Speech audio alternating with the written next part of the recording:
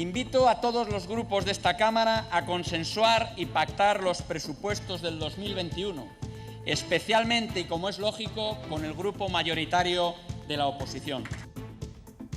Hola, ¿cómo están? Ya lo han escuchado. El presidente de la Junta ofrece a los grupos pactar los presupuestos, que el espíritu del Pacto de Reconstrucción firmado hace 15 días permita consensuar las cuentas de la comunidad ahora mismo prorrogadas. Mañueco se ha enfrentado hoy a su primer debate del Estado de la comunidad. Rubén Hernández, Mañueco pide también sacar la sanidad de la confrontación partidaria. ¿Qué dice a todo esto la oposición? Pues de momento esa primera valoración es bastante crítica, sobre todo desde el PSOE, que no ha entrado mucho en ese ofrecimiento de pactar presupuestos y ha definido las palabras del presidente de la Junta como una especie de discurso de investidura venido a menos, sin nada nuevo y donde incluso se ha recurrido a mentiras. El Partido Socialista dice que lo único destacable ha sido que Fernández Mañueco ha dado mucha importancia al Pacto para la Reconstrucción en el que están ellos. Podemos también ha sido muy crítico. El Instituto Nacional de Estadística confirma hoy el desplome histórico del PIB en el primer trimestre por el coronavirus. Solo 15 días de marzo que han hecho retroceder un 5% nuestra economía. En Castilla y León este martes, además, decimos adiós definitivamente al carbón. Llevaban meses paradas, pero hoy las eléctricas clausuran las 3 térmicas que tenían en la comunidad. Compostilla, Miguel Ángel Blanco. Buenas tardes. Compostilla 2, de hecho, fue la más grande de todo el país. Dice adiós después de 60 años, pero la tragedia, como bien dices, llega a todos los rincones de Castilla y León. Cierran otras 2 térmicas, la ubicada en La Robla, en León, y también la de Velilla, en Palencia. Asesinó a Mónica Berlanas hace 4 años en Arévalo, pero no se conformó con eso, con acabar con la vida de su mujer. Desde la cárcel planeó matar también a su suegro y a un amigo de Mónica. Segovia, Natalia Fernández, esta mañana en el juicio ha reconocido los hechos. Jonathan de la Fuente ha reconocido que sí planeó junto con un compañero de prisión matar tanto al padre de Mónica como a un amigo. Un acuerdo entre ambas partes ha servido para que no se celebrase la sesión esta mañana en esta audiencia provincial de Segovia. Para mí y para mis padres y toda mi familia debería estar toda la vida dentro, y es que incluso ni estando allí puedes estar a gusto, porque estando allí ha planteado matar a mi padre. Ya cuando llegas a un punto que te pegas la llorera, que notas que te estás ahogando, es intentar calmarte por todos los medios posibles y respirar profundo. 6 segundos aspirando aire, 4 segundos lo retengo y 7 lo suelto despacio. La pandemia ha aumentado los casos de ansiedad. Cruz Roja ha habilitado un teléfono de atención donde nos ayudan, ya lo ven, a gestionarla. Y hoy que el Congreso revisa el precio de las mascarillas, aprovechamos también para recordarles esto. Que ni aquí, ni así, ni tampoco de esta manera. Utilizar de estas formas las mascarillas es tan peligroso como no llevarlas. Luego lo vemos. Siguen subiendo las temperaturas, que esta tarde van a tocar techo. Vamos a superar los 35 grados en muchas zonas de la comunidad, pero ya les adelantamos que a partir de mañana el calor nos va a dar una tregua. Francisco, ¿qué es lo que nos espera? Buenas tardes, Alejandra. De hecho, están activos los avisos de la Agencia Estatal de Meteorología para esta tarde por temperaturas de más de 36 grados en Valladolid, en Zamora y en puntos del sur de Salamanca y también en Ávila. Mucho sol, con algunas nubes en zonas de montaña del norte. Pueden dejar algunas tormentas en zonas de León, pero como decíamos, a partir de mañana bajan las temperaturas. Y todas estas abejas han quedado en libertad al accidentarse un camión que transportaba panales. Los bomberos de Soria han tenido que enfundarse los trajes especiales para retirar la carga y socorrer al conductor.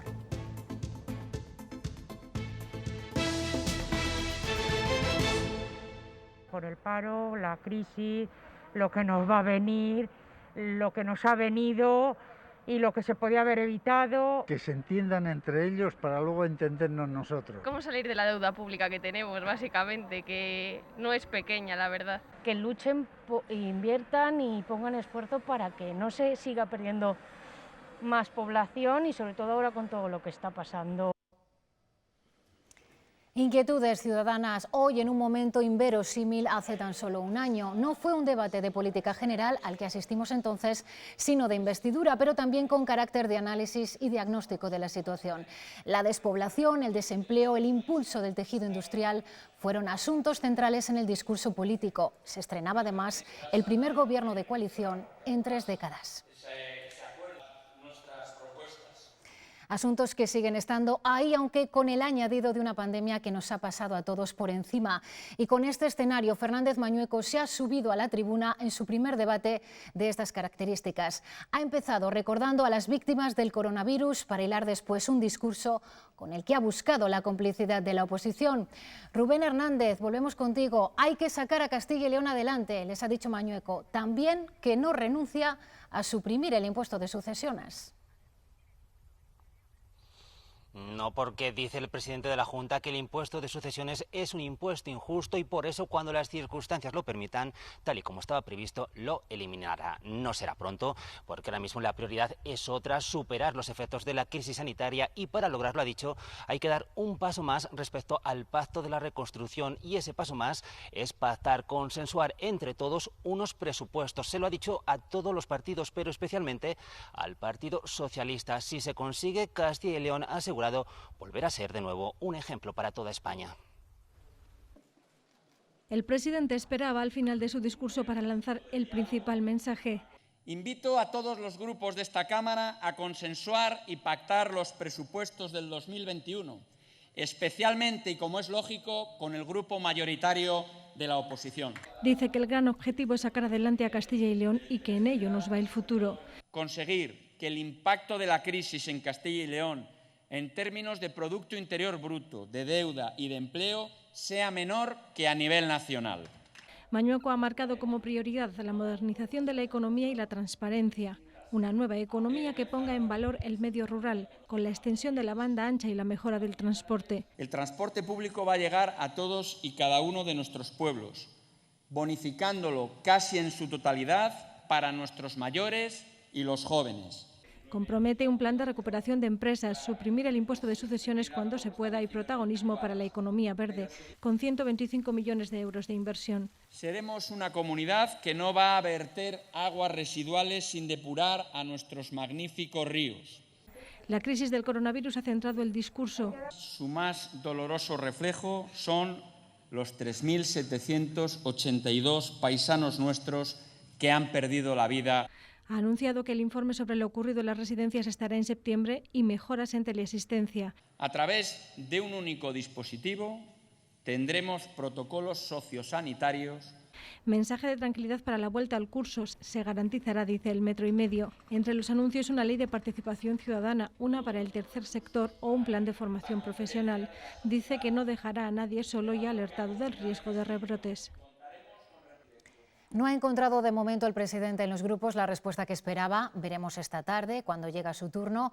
Rubén, la oposición le reprocha a Mañueco no ser consciente de la realidad.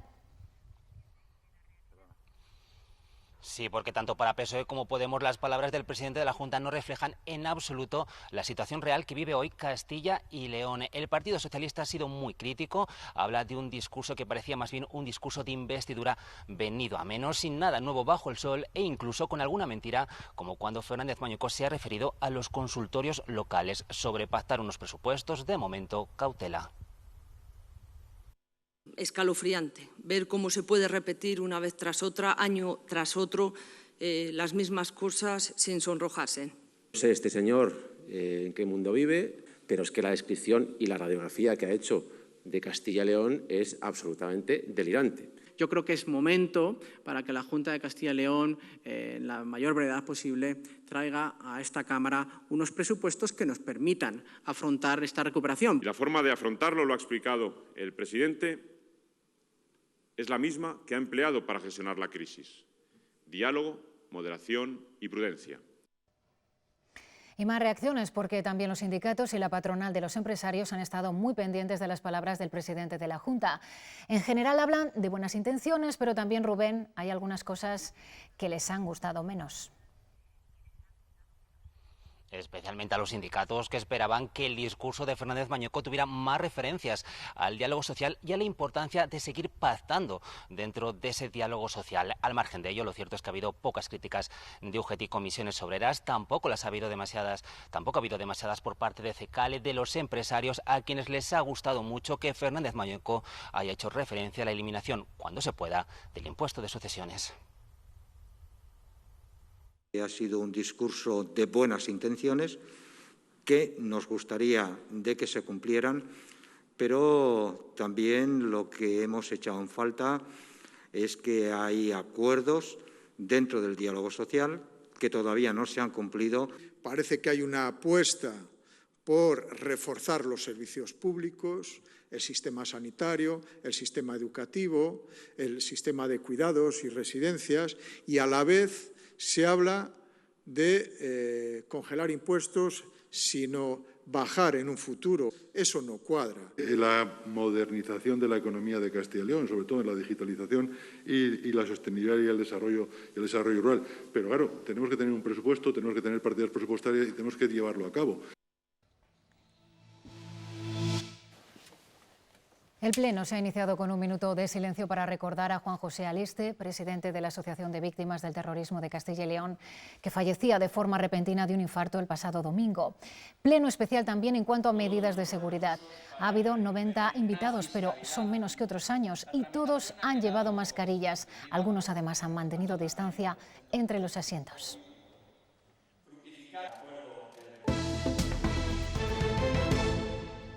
El sistema eléctrico se despide a partir de hoy del carbón como fuente de energía. Las grandes eléctricas empiezan a clausurar sus plantas térmicas, 3 de ellas en Castilla y León. Son Compostilla, La Robla y Velilla. Las 2 primeras en la provincia de León y ligadas a 2 comarcas que han vivido durante años de la actividad minera. Empezamos por El Bierzo. Miguel Ángel Blanco. Compostilla lleva meses sin actividad, esos trabajadores y toda la zona buscando una alternativa al cierre. Efectivamente, Compostilla no se enciende, no forma parte de la red eléctrica española desde el mes de diciembre de 2018. Llevaba 60 años operando y llegó a ser la más importante de España, con una capacidad de generación eléctrica que superaba los 1.300 megavatios. Drama industrial y drama especialmente, como bien dices, para las familias. 120 trabajadores de Endesa todavía están adscritos a esta instalación sin conocer su futuro. Y un drama todavía peor, 80 operarios de industrias auxiliares que ven como en su mayor parte los contratos serán extinguidos y tendrán que irse al paro. El presidente del comité de empresa ha sido muy duro esta mañana. Dice que lleva nada más y nada menos que una década reclamando a la multinacional y a los políticos una solución que no ha llegado. No le vemos salida a que alguien quiera apostar porque Endesa, después de 75 años aquí, pues invierta lo que debería invertir. Y desde luego nosotros lamentamos que esta situación haya llegado. Durante décadas esta central térmica ha formado parte del paisaje de La Robla. Ahora tiene los días contados y sus obras de demolición, según la empresa, repercutirían en torno a 12 millones de euros en el municipio entre la obra civil y las actividades indirectas. Son estimaciones frente a las certezas. 1.200.000 euros que dejará de recibir el municipio en concepto de IBI, lo que supone en torno al 30% de su presupuesto. Además, 120 puestos de trabajo quedan en el aire en un municipio que ya cuenta con una tasa de paro superior al 16%. La tercera térmica está en Velilla, en el norte de la provincia de Palencia. Como las anteriores, dejó de ser competitiva hace 2 años, cuando Europa endureció sus exigencias medioambientales, imponiendo importantes inversiones para que pudieran seguir quemando carbón. Esta, la de Velilla del Río Carrión, es una de las 7 centrales de todo el país que desde hoy oficialmente dejan de funcionar. En su interior quedan apenas 30 trabajadores, una cifra muy lejana a los más de 200 que llegó a albergar en la década de los 90. Entre esta plantilla, que ahora se va a dedicar principalmente al desmantelamiento de la térmica, y también entre los vecinos del municipio, reina hoy un sentimiento de tristeza, porque reconocen que aunque la noticia ya se había anunciado, es el último golpe a una comarca que no ha vuelto a levantar cabeza desde el cierre de la minería. Hay noticias que no por esperadas se asumen mejor y eso es lo que les ocurre hoy a los vecinos de Velilla del Río Carrión. Con resignación. Con tristeza después de tantos años, pues que haya llegado este día. Su central térmica deja oficialmente de funcionar y no es más que la puntilla, dicen, no solo para su pueblo, sino para toda la comarca. A partir de ahora se quedará todo el trabajo más orientado a lo que es el desmantelamiento. Mientras desde el ayuntamiento se buscan alternativas, plantean un polígono industrial donde está ahora la central. Para desarrollar cierto negocio que tenga que ver con las nuevas tecnologías. Y un centro sociosanitario en el poblado también propiedad de Iberdrola, donde vivían los trabajadores. Aprovechar esos apartamentos y esas casas que hay para gente que quiera venir aquí a pasar su vejez. Mientras esperan la respuesta de la compañía y del ministerio, los vecinos, la verdad, tienen pocas esperanzas. Hasta ahora hemos oído hablar de tantos proyectos y ninguno se ha concretado. Estuvimos con San Glorio 12, 13 años. El pueblo ya muerto. Quedamos 4 jubilados. Esto se queda muerto porque no hay trabajo. No quieren desconfiar, pero hoy de momento, desanimados, miran hacia su central ya sin actividad y son conscientes de que en unos meses desaparecerá y el paisaje de Velilla cambiará para siempre. Estas centrales empezaron operando con carbón autóctono y poco a poco han ido dependiendo del material importado. Para que se hagan una idea, solo en Compostilla, en sus 50 años, se han quemado 124 millones de toneladas de este mineral. Hoy es el adiós definitivo al carbón. Con las de nuestra comunidad cierran otras 4 centrales en España y la pregunta es si estos cierres, Eduardo Martínez, se van a notar en la factura eléctrica. Bueno, pues en principio prescindir de la quema de carbón para generar energía no va a tener un impacto directo en lo que los consumidores pagamos por el recibo de la luz. Ya en los últimos meses este mineral ha ido teniendo cada vez menos peso en lo que llamamos el mix energético. Últimamente suponía un 3% aproximadamente frente al 12% que representaba hace un par de años. Otra cosa diferente es, atención, el repunte del precio de la factura de la luz de este mes de junio, que va a subir algo más de un 6%, pero en este caso la causa de esa subida del precio se deberá a un aumento del consumo y la demanda de electricidad después de lo más duro del confinamiento por el coronavirus. Nada que ver, por tanto, con este cierre de centrales térmicas de carbón.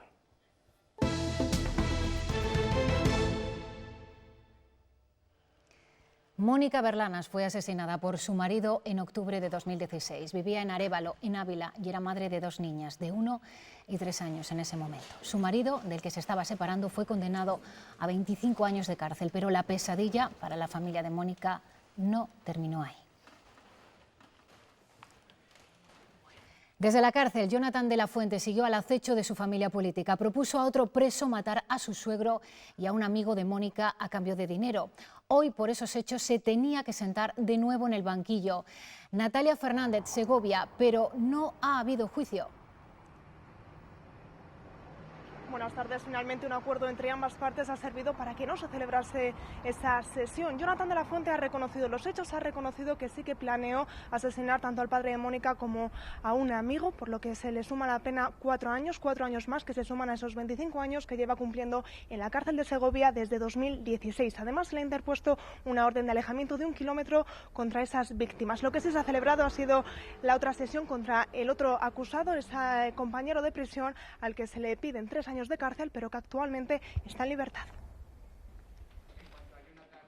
Jonathan de la Fuente reconoce que planificó la muerte del padre de Mónica Berlanas y de un amigo desde la cárcel de Segovia, poco después de ingresar en ella por asesinar a la que fue su pareja. El acuerdo entre las partes ha hecho que no se celebrase el juicio y que al acusado se le incremente en 4 años más, hasta los 29, la pena de prisión. Se dicte una orden de alejamiento de 1000 metros de las víctimas, con las que no podrá mantener contacto durante 14 años y a las que deberá indemnizar con 1.500 euros, algo que para la familia no es suficiente. Solamente por el delito anterior que se le juzgó, que fue asesinar a mi hermana delante de sus niñas, pues ya simplemente por eso le pusieron el máximo de condena, pero es que para nosotros no va a ser nunca suficiente.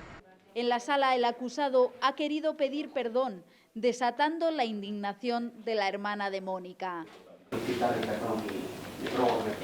No le vas a tener en la vida. Porque insiste. Sigues teniendo miedo de salir a la calle, de ir con las niñas, de impotencia, de rabia. Más de una veintena de familiares de las víctimas han seguido esta jornada desde la Audiencia Provincial de Segovia. Ha aparecido muerto hoy en su celda el violador de la calle Benavente, después del recuento que cada mañana llevan a cabo los funcionarios de la prisión. La semana pasada se había celebrado el juicio por estos hechos ocurridos en Zamora en 2018. Nos vamos a la cárcel de Topas en Salamanca. Sara Rodero, ¿qué más sabemos? Buenas tardes. El acusado de violar a una joven en el año 2018 en la calle Benavente de Zamora ha sido encontrado en esta cárcel salmantina de Topas. Se encontraba en el departamento de ingresos por padecer coronavirus y estaba a la espera de sentencia. En concreto, el joven estaba acusado de 3 delitos, este de agresión sexual a la joven de Zamora, otro de robo con intimidación y otro de agresión sexual a una mujer de 48 años en el año 2017. La Fiscalía le pedía 29 años de prisión. La Guardia Civil ya investiga los hechos. En la prisión, pues el protocolo obliga a hacer cuarentena durante 14 días a las personas que salen, y estando en el módulo 12, pues parece ser que ha utilizado pues parte de una sábana, lo que al parecer pues pudiese ser un suicidio. Un concejal del Partido Popular ha sido detenido por la Guardia Civil de Salamanca como presunto autor de la muerte del joven que falleció el pasado viernes en esta localidad salmantina, en Vecinos. José Luis García iba el último en la lista del Partido Popular y llevaba varias legislaturas en el ayuntamiento de este municipio. Como recordarán, el pasado jueves por la noche un joven de 35 años era trasladado al Hospital Clínico de Salamanca tras haber recibido un fuerte golpe en la cabeza. Horas más tarde fallecía.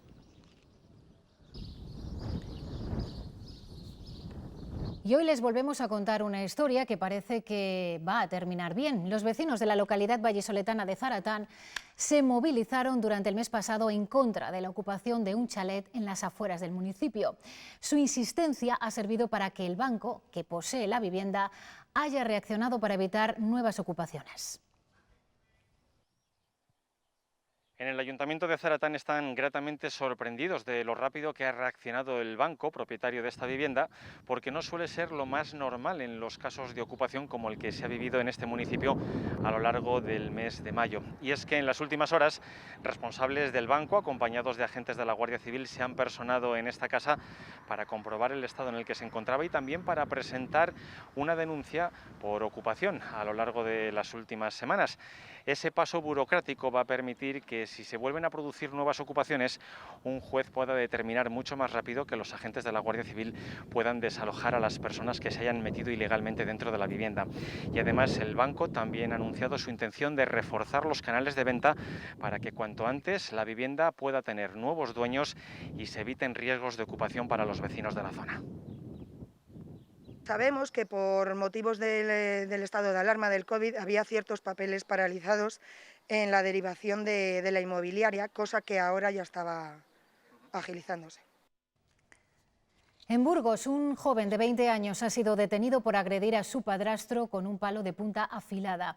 Han sido los vecinos los que, al escuchar los gritos, han avisado a la policía. La víctima presenta lesiones graves, pero se encuentra fuera de peligro. Eran las 6:30 de la mañana cuando un joven de 20 años agredía a su padrastro con un palo afilado tras una discusión. Los hechos ocurrieron en esta avenida del Cid de Burgos. La víctima permanece ingresada en el Hospital Universitario de Burgos y presenta graves lesiones, cortes en el cuello, cabeza y también en el rostro. El joven de 20 años permanece detenido. En las imágenes se ve cómo una mujer grita a este presunto agresor y otro hombre intenta evitar que este joven abandone el lugar de los hechos. Ahora la policía investiga qué ocurrió para que tuviera lugar esa discusión y la posterior agresión. 15 días de marzo, los 15 días tras la declaración del estado de alarma, han bastado para causar un impacto fenomenal, histórico en la economía. El Instituto Nacional de Estadística lo confirma hoy. Un retroceso del 5% en el primer trimestre, que se extiende también a nuestra comunidad. Se desplomó el consumo de los hogares y se disparó el gasto público.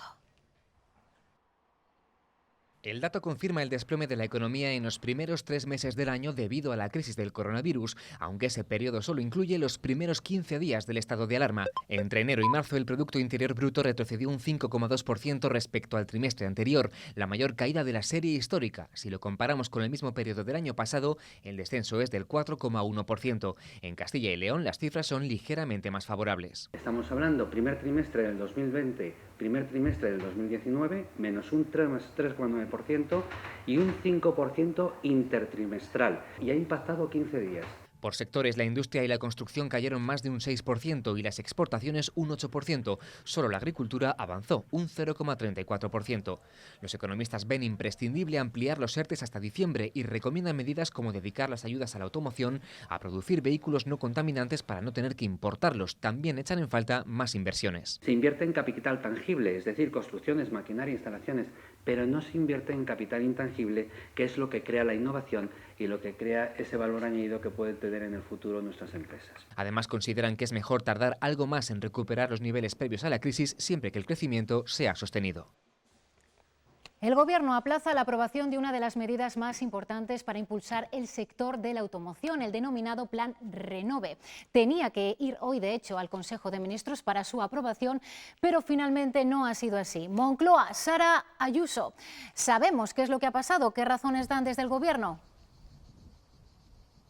¿Qué tal? Buenas tardes. La ministra portavoz ha restado importancia a este hecho y ha prometido que este plan Renove se va a aprobar a más tardar en la primera quincena del mes de julio y ha asegurado que este retraso se ha debido únicamente a la organización de los temas del orden del día del Consejo de Ministros. Lo que sí se ha aprobado hoy es la segunda fase de la reforma de la ley de la cadena alimentaria. Como principales novedades se amplían las prácticas consideradas como desleales, las que están totalmente prohibidas, una lista negra, y las que se podrían tolerar, una lista gris. También se incrementa la lista de productos con cobertura a los alimentos transformados y no solamente a los productos agroalimentarios primarios, y se extiende esta cobertura al ámbito europeo.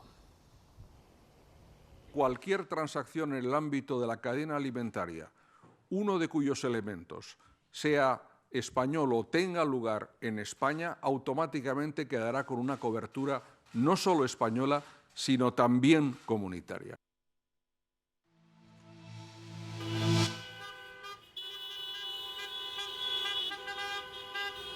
Los taxistas colapsan Madrid para pedir al ayuntamiento que los regule.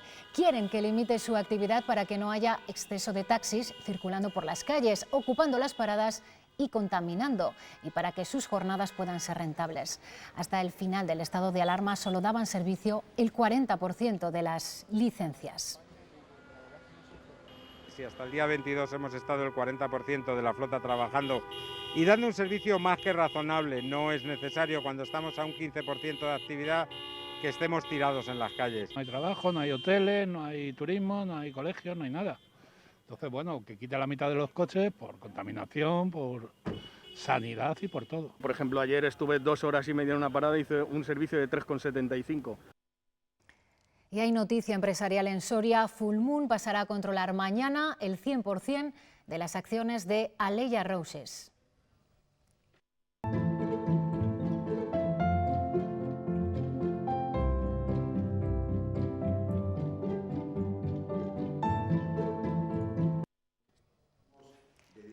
Full Moon se hará cargo de la factoría soriana, aunque el proceso no terminará hasta que lo apruebe el juzgado de lo mercantil y se firmen las escrituras.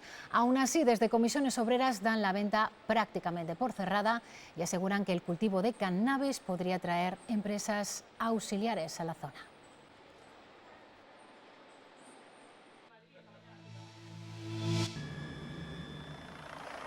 La Guardia Civil ha rescatado a un montañero que sufrió una lesión en el tobillo cuando se encontraba realizando una ruta a pie a unos 2.000 metros de altitud cerca de la cima del Pico Coriscao, en el municipio leonés de Boca de Huérgano. La operación la ha realizado un helicóptero del Grain, que también rescató a un perro que acompañaba al herido.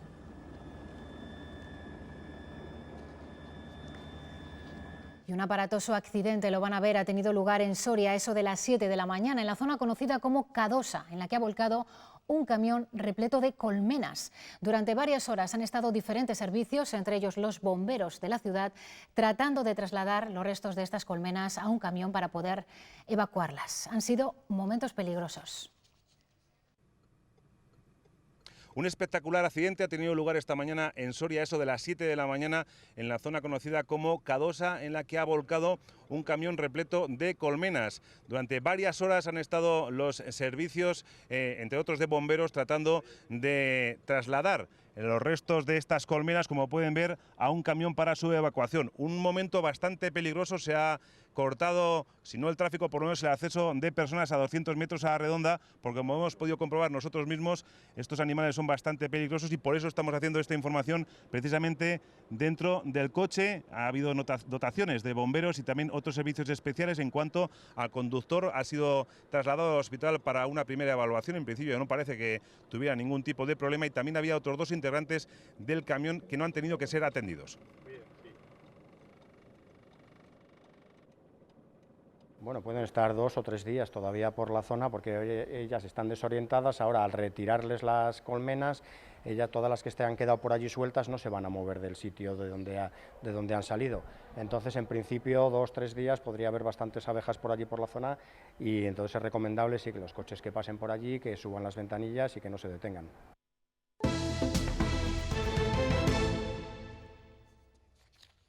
El apoyo del Partido Popular en el último pleno a una proposición no de ley del PSOE para garantizar la interrupción voluntaria del embarazo en todos los hospitales públicos de Castilla y León no ha gustado a una parte de los afiliados populares. Una asociación de militantes pide expedientar a todos sus procuradores, incluido Alfonso Fernández Mañueco, porque consideran que se han vulnerado el reglamento y los valores del Partido Popular. El escrito se ha dirigido al Comité de Derechos y Garantías y solicita la suspensión de militancia de hasta 6 años de los parlamentarios autonómicos del PP. La Comisión de Hacienda del Congreso pide al Gobierno que baje el IVA de las mascarillas, guantes y gel hidroalcohólico mientras dure la crisis sanitaria. Ha aprobado una proposición no de ley de Ciudadanos que solicita que pase del 21% actual al tipo superreducido del 4%. Son artículos de primera necesidad porque nos acompañan a diario. Es obligatorio utilizar las mascarillas cuando no se puede asegurar la distancia de seguridad, pero hay que utilizarlas bien. No basta con llevarlas encima, en la barbilla, la muñeca o el codo. Este uso, del que van a haber más ejemplos, es incorrecto y además peligroso. Es obligatoria desde el 21 de mayo, pero no nos hemos acostumbrado. Yo la veo en la mano, en el codo, sobre todo ancianos. No están conscientes de lo que está sucediendo. El error más frecuente es llevarla por debajo de la nariz. Pues es como, yo qué sé, ir desnuda por la calle. ¿Cuál es la forma correcta de colocarla? La parte coloreada hacia afuera y la blanca hacia adentro, cubriendo nariz y boca. Hay quien la pasea de la mano, en la muñeca o en el codo, pero si tenemos que quitárnosla, ¿cómo hay que hacerlo? Con las manos desinfectadas, tocando solo las gomas, la doblamos con el interior hacia adentro y la guardamos en un sobre de papel. Y sí, podemos hablar con ella por teléfono. Recuerden, es una barrera contra el virus, no contra el sonido. No es nada cómodo, pero no nos queda otro remedio. La asignatura pendiente son las terrazas. A la gente cerca, sin mascarilla, compartiendo todo. Mientras está bebiendo con el pretexto de beber, no la tiene nadie puesta. Si no mantenemos la distancia de seguridad, en las terrazas solo debemos retirarnos la mascarilla para beber y después nos la debemos volver a colocar. El Ministerio de Sanidad recomienda no usarlas más de 4 horas seguidas y debemos tirarlas en el contenedor gris de residuos, nunca en el suelo. Y en Burgos, en la localidad ribereña de Anguic, se ha detectado un positivo por coronavirus. Se trata de una mujer procedente de Barcelona, pero que tiene en el pueblo su segunda residencia. Acudió al hospital de Burgos por otra dolencia y allí dio positivo en la prueba. Verónica González, cuéntanos. Buenas tardes. Pues sí, la mujer que dio positivo por coronavirus viajó desde Barcelona para pasar unos días en esta pequeña localidad burgalesa de tan solo 130 habitantes. En el momento se pusieron en aislamiento a 6 personas que habían estado en contacto directo con la mujer portadora del virus, a la espera de los resultados de las pruebas por COVID-19, que ahora mismo ya les podemos confirmar que han dado negativo. Las autoridades sanitarias de la provincia manifiestan que la situación está controlada. Eso sí, el único bar que hay en Anguix ha cerrado sus puertas para evitar algún posible contagio. La mujer se encuentra ahora mismo aquí, ingresada en el Hospital Universitario de Burgos. 4 meses después, la Universidad de León vuelve a tener actividad presencial. Un curso de verano, en concreto, el que lleva por título Viajes y Viajeros por el Mundo, ha devuelto hoy a algunos alumnos a las aulas, un ensayo de lo que será septiembre y un paso en la nueva normalidad. Que la situación que hemos vivido, las circunstancias tan dramáticas por las que todos hemos pasado, bueno, pues no nos superen y entre todos podamos empezar a conseguir retomar poco a poco y siempre, pues por supuesto, con las medidas de seguridad sanitaria que sean necesarias, la vida normal. Los exámenes, el confinamiento, el miedo a la enfermedad, todas esas situaciones han aumentado nuestros niveles de estrés durante estos 3 meses. Hemos sufrido ataques de ansiedad y en esos momentos los expertos nos dan un consejo: pararnos a respirar. Quien más y quien menos se las está viendo estos días con algún altibajo. La ansiedad es una emoción natural ante la percepción de un peligro, y ahí está la clave. No es tanto lo que ocurre, sino lo que pensamos que ocurre. Si los pensamientos se disparan, lo importante es parar y respirar. Ya cuando llegas a un punto que te pegas la llorera, que notas que te estás ahogando, es intentar calmarte por todos los medios posibles y respirar profundo. 6 segundos aspirando aire, 4 segundos lo retengo y 7 lo suelto despacio. Contar segundos es parte del truco. Para superar la angustia hay que centrarse en el presente, pero a veces es difícil hacerlo solo. O pedir ayuda y empezar a dar ese paso para volver a estar bien, o quedarte en el fango. Entonces creo que la decisión es fácil. Una vez lo transmites, yo creo que todo el mundo te ayuda, y igual que comentamos que tenemos una gripe, por ejemplo, pues podemos tener un proceso de este tipo. Pero en este país siempre seguimos pensando que es una cuestión de locos y que van a decir que me encuentro mal. Durante el confinamiento, Cruz Roja ha puesto en marcha un teléfono gratuito para atender a quien lo necesite. Las ciudades recuperan poco a poco el pulso turístico, también lo adaptan a las nuevas circunstancias. Lo vemos en la muralla de Ávila, vuelve a convertirse en escenario de grandes historias gracias a las visitas teatralizadas nocturnas. Se retoman a partir de este miércoles en grupos más reducidos.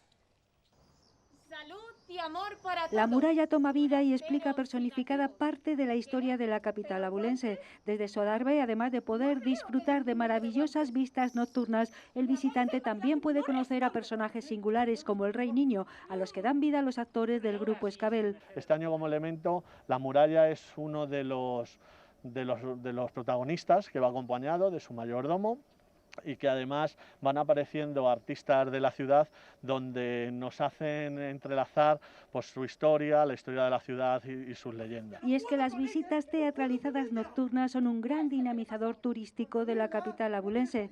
Como bien sabéis, la muralla de Ávila ha estado casi 3 meses cerrada. Abrimos el pasado día 10 del mes de junio. Hemos recibido ya más de 2.500 visitantes en estos días y esperamos que con nuevos alicientes, como son estas visitas teatralizadas, podamos incrementar esa cifra y favorecer así a la economía de nuestra ciudad. Las noches de los miércoles y jueves hasta que finalice agosto se llenan de magia y teatro en la muralla, eso sí, con todas las medidas de seguridad para que los visitantes que ya comienzan a llegar disfruten de su paseo. Ya, pero no me... Es la compañía más internacional del arte circense. El Circo del Sol se ha declarado en bancarrota. Con la aparición de la COVID-19 en el mes de marzo, despidió al 95% del personal por la cancelación de los espectáculos. Ya han anunciado un plan de reestructuración. Se enfrentan a la suspensión de pagos y a una deuda de $900 millones. La compañía nació en 1984, tenía 44 espectáculos por todo el mundo. Y más consecuencias de la pandemia. Palencia Sonora, uno de los festivales españoles más importantes de medio formato, ha tenido que aplazar su cita de este año a 2021. Pero hoy han presentado la alternativa. Se trata de Micro Palencia Sonora, un ciclo de 8 conciertos que tendrán lugar este verano en la ciudad. Entre los grupos seleccionados, Sidenoi, Kiko Veneno, M-Clan, Coquemaya o Viva Suecia, al que ahora mismo están escuchando. Con esta música, con este anticipo de lo que este año va a ser Palencia Sonora, nos despedimos. Ahora llegan los deportes, más información a las 8:30 y nosotros también regresamos mañana con más noticias a las 2:30. Les esperamos. Adiós.